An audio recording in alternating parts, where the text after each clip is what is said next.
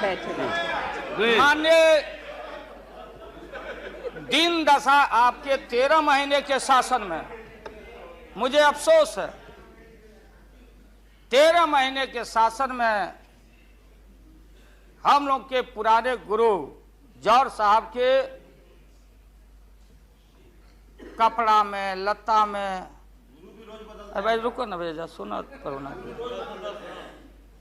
कोई परिवर्तन नहीं हुआ। आप देखेंगे कि हम लोग टाइट कपड़ा पहन के आते हैं।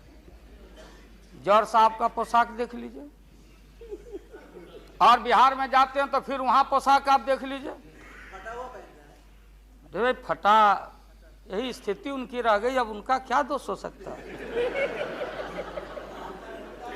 तो आखिर इनका और उनका जो मिलन हुआ, जौहर साहब का और रूमर फ्लोटिंग सेंटर का जो मिलन हुआ,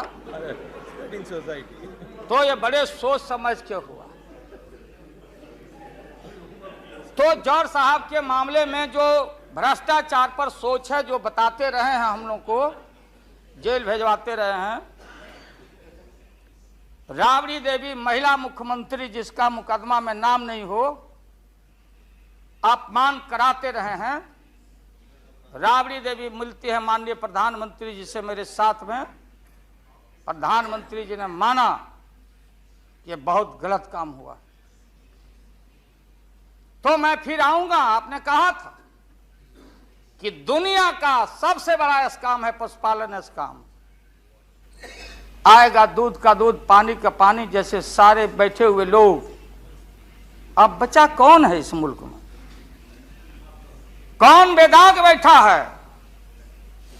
और मैं इन चीजों को आज कोई छेड़छाड़, कोई बात नॉर्म्स के खिलाफ मैं जाना नहीं चाहता हूं। बातें दबाई नहीं जा सकती है, चाहे जितनी बातों को हम जहां भी थापर साहब के टीवी में या जहां भी हम कोई बातों को कह डालें, बात दबती नहीं है, अभिलेख मिटता नहीं है।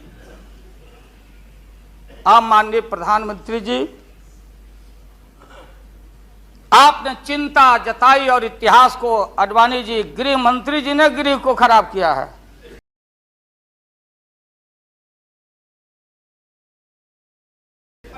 और आप मतवाले की तरह, आपका ज्यादा दोष नहीं है।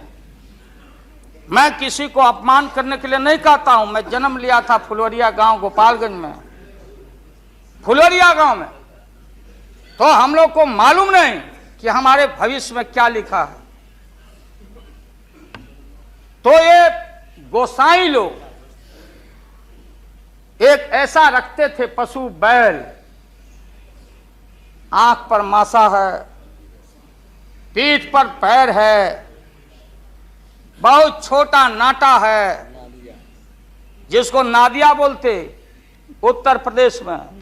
हम लोग अपने यहां बसहा बैल बोलते। भोला बाबा, शंकर बाबा का अवतार माने बसहा बैल। और वो जो गोसाई है, कपड़ा उपड़ा उड़ा के और हजारों चिट्टी कौड़ी उसमें साट के रखता, गेरुआ बस्तर पहन लेता। और हमारे साधु लोग जो ये बैठे हैं, देखिए, इसी रूप में रहता। वो बेचारा गरीब है, वो लेके गांव गांव घूमता। मेरे गांव चला आया मेरे पास, मेरी माँ बैठा दी ओरी के नीचे खपड़ा घर के। देखो बाबा, दिखवा दो मेरे बेटे के भाग में क्या लिखा हुआ। ये हम ही अकेले नहीं, लाखों लोग जो गांव से आते, उनको इन बातों की जानकारी है।